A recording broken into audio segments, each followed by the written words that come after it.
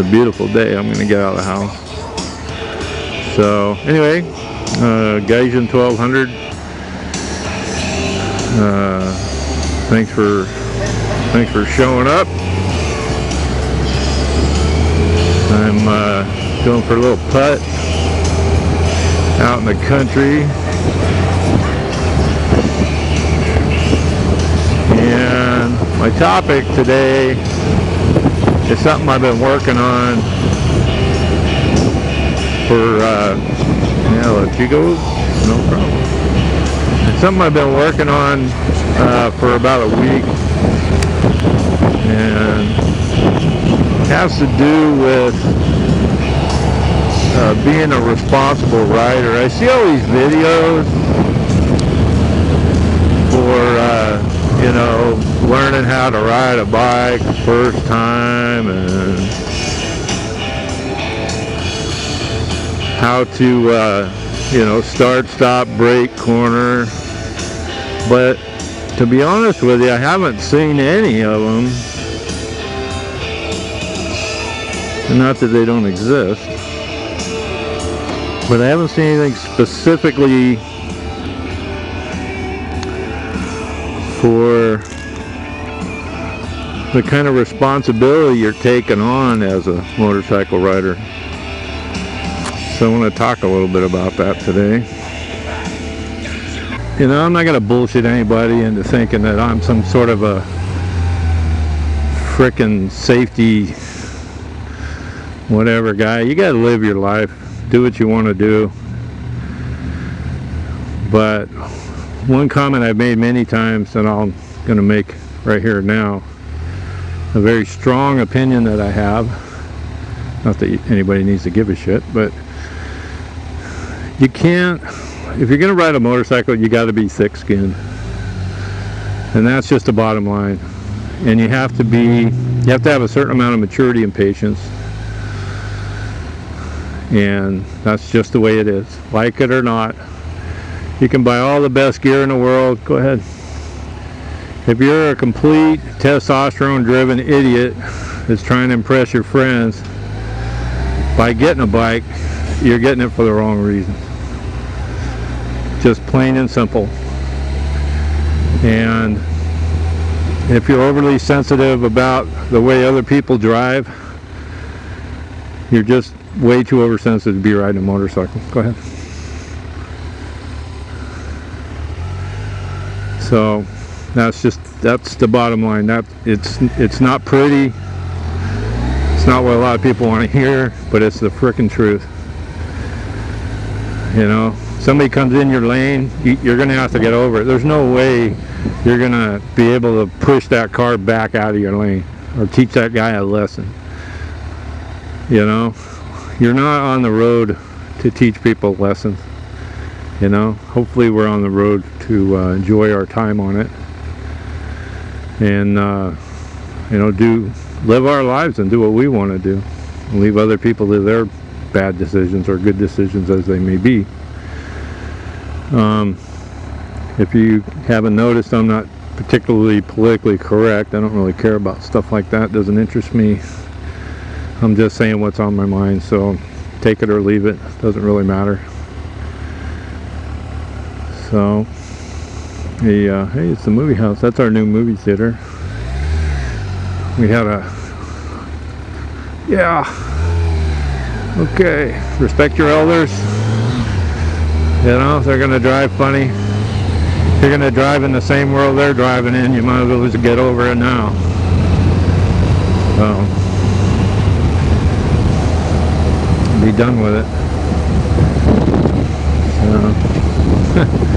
You know, I used to be of the opinion that there was a certain age people had to get to where their attention span was so short they shouldn't be driving, but, you know, the world is made for everybody to live in, and that's how I feel about it anymore. It's not here for, you know, follow my direction.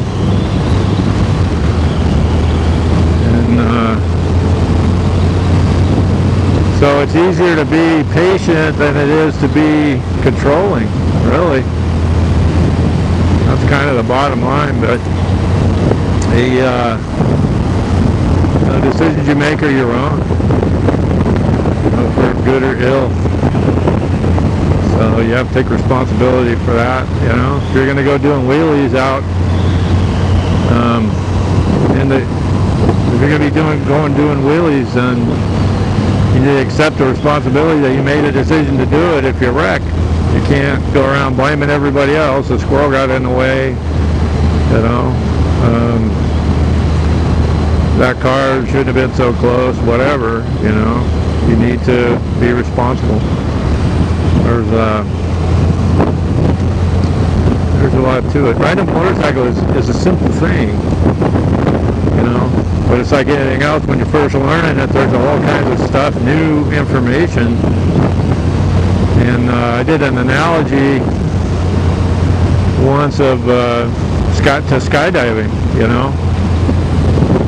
You wouldn't jump out of a plane unless you took a lot of precautions before you did it to survive the fact that you're doing it.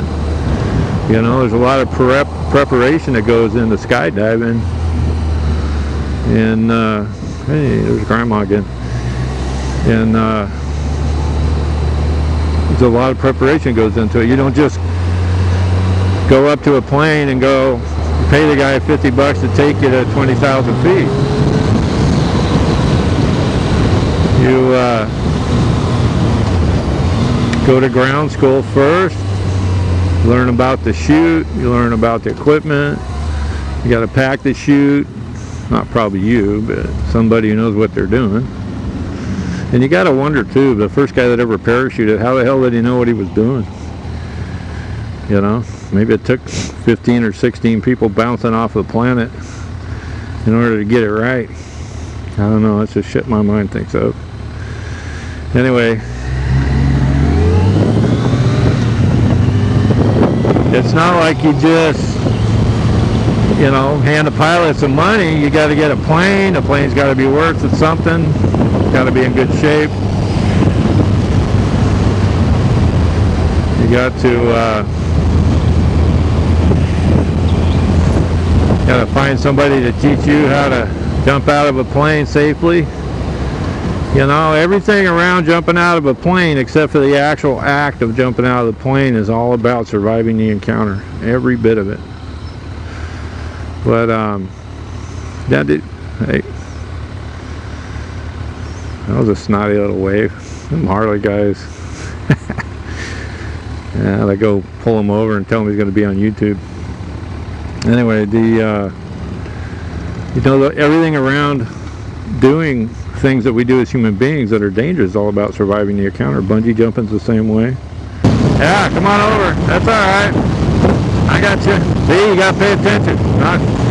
Attention, paying attention. 90% of motorcycle riding right there is proof of it. No turn signal, just kind of drifted over. Oops, I saw you at the last second, but I wasn't anywhere near where they could have hit me. So I'm not impatient. I don't tailgate. I'm opinionated. Don't get me wrong. But I don't care enough to make other people pay for my opinions. You gotta let other people live their lives too. Anyway,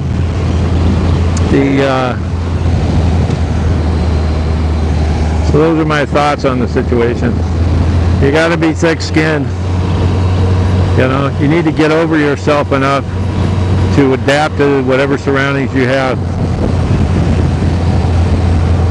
Some chick's gonna buy a Harley, good for her. You just do. You need to get over yourself. So you're not gonna have any fun in life if you don't. And I'm not the model of responsibility, don't get me wrong. That's my only disclaimer. I've got I've had my fun. I was young. That's why I'm talking about this.